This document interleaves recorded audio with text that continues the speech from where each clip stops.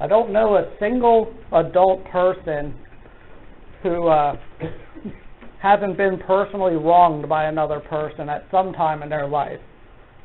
So in these circumstances, the question becomes, do we pursue revenge on the person that wronged us, or do we turn the other cheek? Now, human nature tells us, take revenge. But God tells us to turn the other cheek.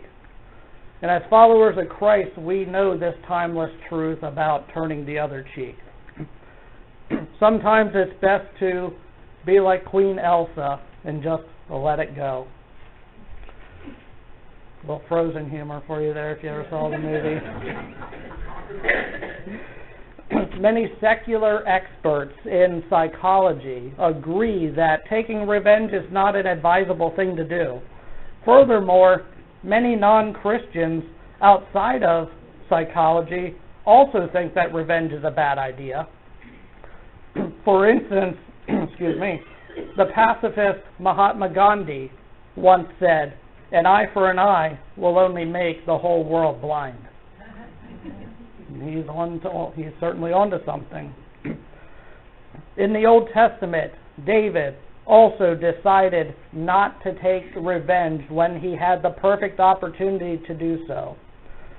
So what we'll look at this morning is how it was David's faith in God that gave him the strength to trust in God when the opportunity arose to take revenge on King Saul. The curious thing is that as I was scouring the Bible for passages relating to faith, I found out that the word faith appears 336 times in the King James Bible. Some people have said faith is there 365 times, one for each day of the year. I can't find a translation where that's true, but at least we got 11 months of faith out of it anyway, so it's there a lot. And interestingly, faith appears that many times, but the passage that the Lord led me to this morning does not include the word faith. Go figure. The interesting thing about faith is that it often shows up where you least expect it, in this story, for instance. And getting into the story now, just a quick synopsis to get us up to speed on where we are at, is that King Saul is chasing David all over creation, trying to kill him. Saul had to, at this point in the story, try to put this nicely, take care of some business. Okay? We have to take care of some business privately a couple times every day, if you know what I mean. So, it just so happens that in order to get some privacy to take care of his business, Saul ducks into the exact cave where David is hiding from Saul. Now, stop there for a moment. Do we all know that nothing ever just so happens to occur?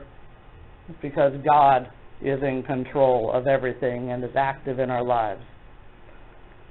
So, Saul is in the cave, tending to some business, and since Saul is not aware of David's presence in the cave, David had a golden opportunity to creep up behind Saul and to kill him, thus giving him the throne of Israel. And since David was anointed by God to be the successor to the throne. So did David do it? No, he did not kill Saul. He stood up to the temptation and he didn't kill him. After he remained undetected, Saul left the cave. David dodged a big bullet by not being detected, otherwise Saul very well may have killed David. Then he waited patiently for him to leave the cave, in which case he called out after Saul. David did. The words that David said to Saul are recorded in the book of 1 Samuel chapter 24, and we'll look at them in verses 8 through 15 this morning. And I have the words on the screen as always, and we're reading from the Lord's Word. Then David went out of the cave and called out to Saul, "My lord the king." When Saul looked behind him, David bowed down and prostrated himself with his face to the ground. He said to Saul, "Why do you listen when men say, 'David is bent on harming you'? This day you have seen with your own eyes how the Lord delivered you into my hands in the cave. Some urged me to kill you, but I spared you. I said, 'I will not lay my hand on my Lord, because he is the Lord's anointed.' See, my father, look at this piece of robe in my hand. I cut off the corner of your robe, but did not kill you. See that there is nothing in my hand to indicate that I am guilty of wrongdoing or rebellion. I have not wronged you, but you are hunting me down to take my life. May the Lord judge between you and me, and may the Lord avenge the wrongs you have done to me, but my hand will not touch you. As the old saying goes, from evildoers come evil deeds. So my hand will not touch you. Against whom has the king of Israel come out? Who are you pursuing? A dead dog? A flea? May the Lord be our judge and decide between us. May he consider my cause and uphold it. May he vindicate me by delivering me from your hand." May the Lord continue to strengthen our faith so that we can serve him better. Amen. Identified 3 concepts concerning David's faith, concepts that I think we can certainly learn from this morning. In the context of the story, David is being chased by Saul. If you were being chased by someone that you knew wanted to kill you, and if you narrowly escaped being undetected, would you go and bring attention to yourself? That would be the last thing that anyone would do, but David did it. Why in the world would David do this? Well, this is very important to the story. David did it because he trusted that God would protect him in this situation, because he had the faith that God's plan for him was true. This is the first way in which David's faith was made evident. We can tell from the details of the passage that David's heart was in the right place. I think it's clear from David's words that he was certainly not taunting Saul by calling out to him. He wasn't doing a celebration. He wasn't doing a touchdown dance, something like that. If he were mocking Saul, he would not have first bowed down and prostrated himself to the ground, which was a common way to honor your king. David was not being sarcastic even at all. He was completely genuine in his words. He began to explain to Saul how he easily could have killed him, especially when others were urging him to do just that exact thing. But he didn't do it because he knew that sparing the life of his king was the right thing to do. David tells Saul this is all the proof he needs to know that the other people are lying to him about David, and they're playing off his feelings for David by fueling his hatred. David sets the record straight. David's mere presence is all the proof that Saul needs to understand. It's clear to Saul that the only reason he is alive at that very moment is because David chose not to kill him. And we'll get to the reason why David didn't kill him shortly. But all of a sudden, the proof hits Saul like a sledgehammer. He finally realizes that he's been out hunting down a man who would never lift a finger against him. Saul can see the faith of David. Why else would he not kill him when he had that opportunity? Because David had extraordinary faith in God's plan for his life. This reminds me of a story that I saw somewhere online not too long ago, and it stuck with me, and I'll be putting it into my own words because I can't remember word for word. But consider having 3 boiling pots of water on the stove. And in the first pot, you put carrots. And in the second pot, you put eggs. And in the third pot, you put some coffee beans. what happens to each one of these is a different analogy to certain types of faith. First of all, in each case, the boiling water represents the difficult times that we all deal with. You know, people say, oh, you're really in hot water? Well, we literally have hot water here. So we put the carrots in the first one, and the carrots are strong and hard and stubborn. But what happens in the water? They are softened, and they become weak, like their faith. And in the second one, you have the eggs that are put into boiling water. Well, the egg is a very fragile item that looks pure and white on the outside, and it protects, the thin outer shell protects this liquid inside. But sometimes what looks like faith on the outside, after being exposed to the hot water, just becomes hardened on the inside. And again, there's little faith to be found in the analogy of the egg. And lastly, we come to the coffee beans. And I know there's plenty of coffee drinkers here. So, for the coffee drinkers, it won't surprise you that of these three, coffee is the best one. Amen. After the coffee beans are put into the boiling water, they are the only one of the carrots, the eggs, and the coffee that change the water around them. Some, like David, have faith that is so evident to others that they attract those to them of little faith, and they increase the faith of those around them, making them like yourself. Well, compare David with Saul.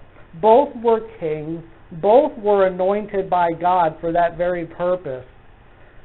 But Saul was much like the carrot, in that at first he was seen as very strong, but in time he lost his strength, and at the same time he also seemed like an egg when his hard heart became apparent.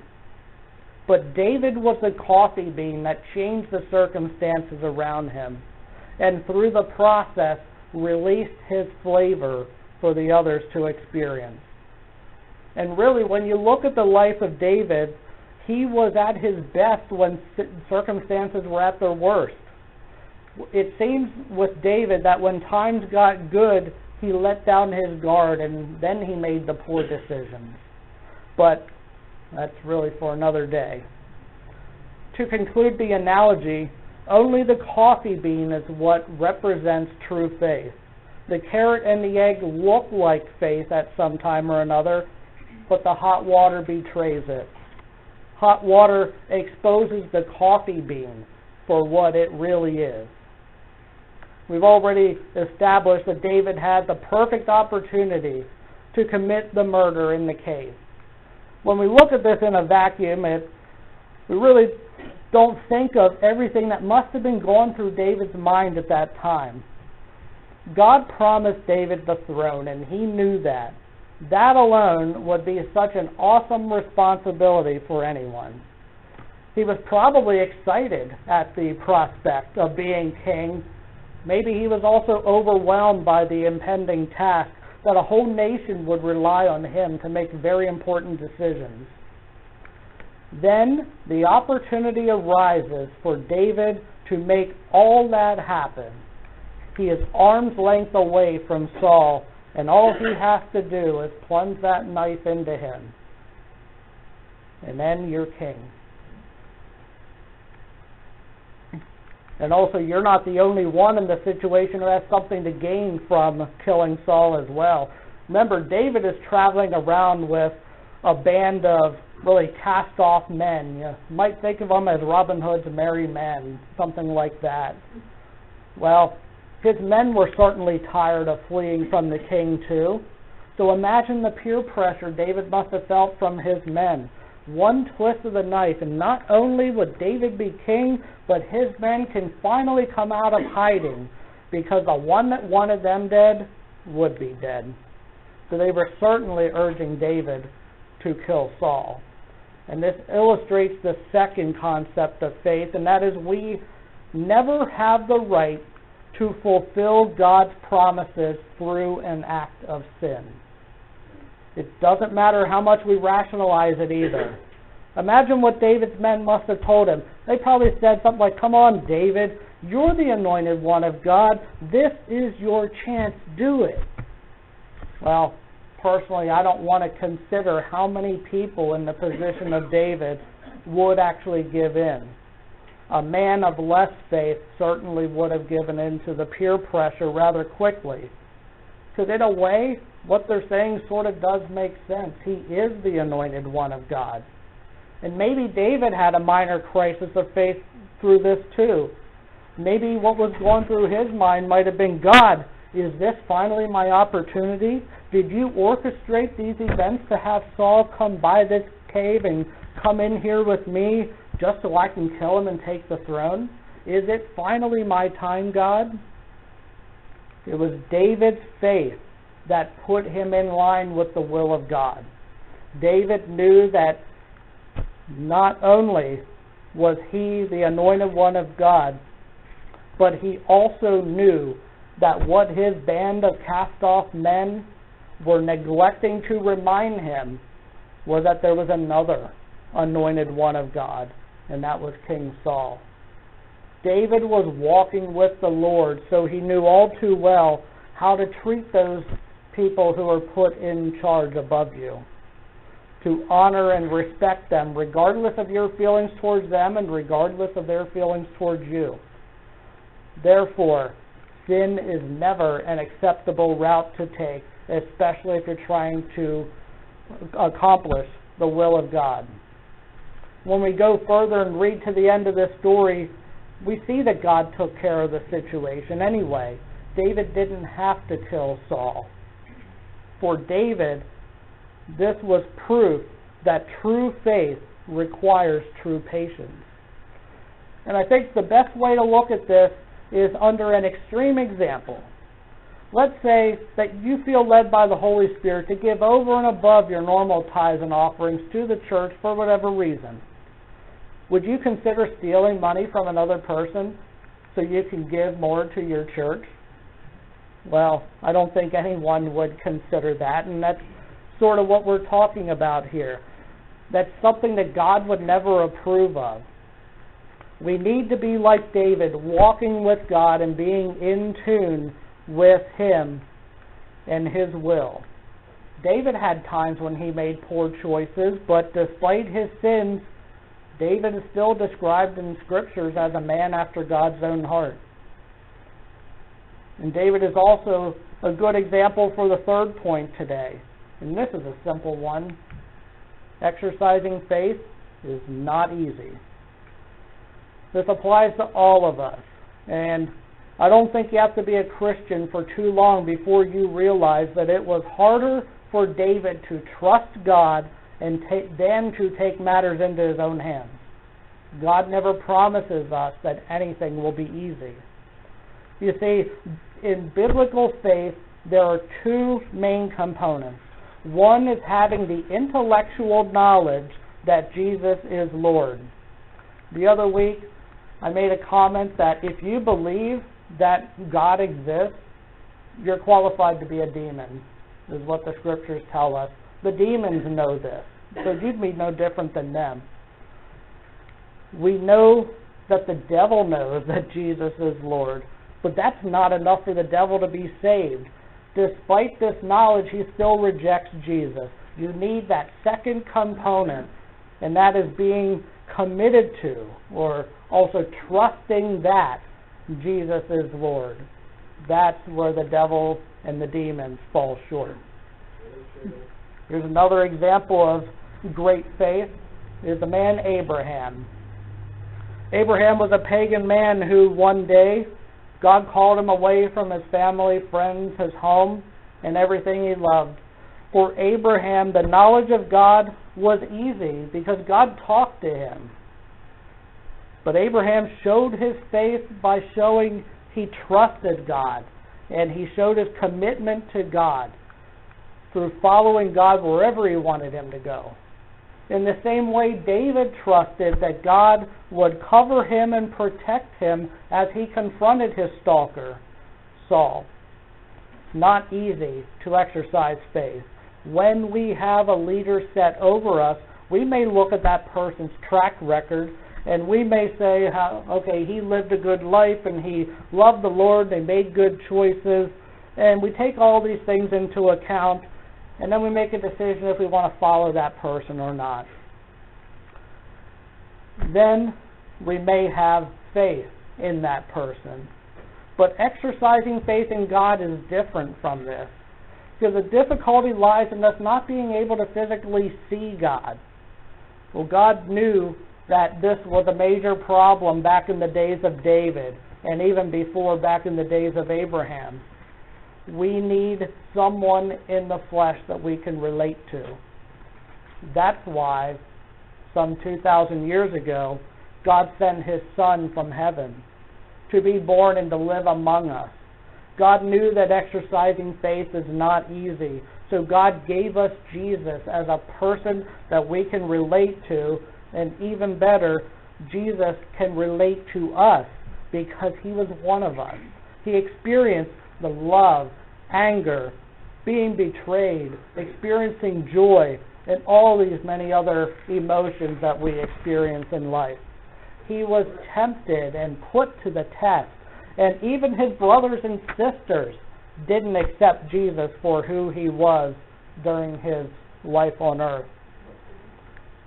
On the night before He was crucified, Jesus exercised faith in praying for strength to God, His Father, to endure the events of the next day. It is because of Jesus that we have access to that same faith.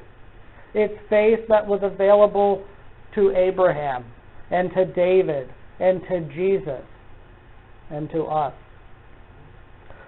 It's our faith that separates us from all other religions, because faith in God is a faith that is a living faith, a living hope. When others tell us how ludicrous it is that this man who is on record as dying in front of all these people, we go and say he's actually alive, well, we have the faith to know that Jesus is alive and He cares for us and He loves us. We have more than the faith of David.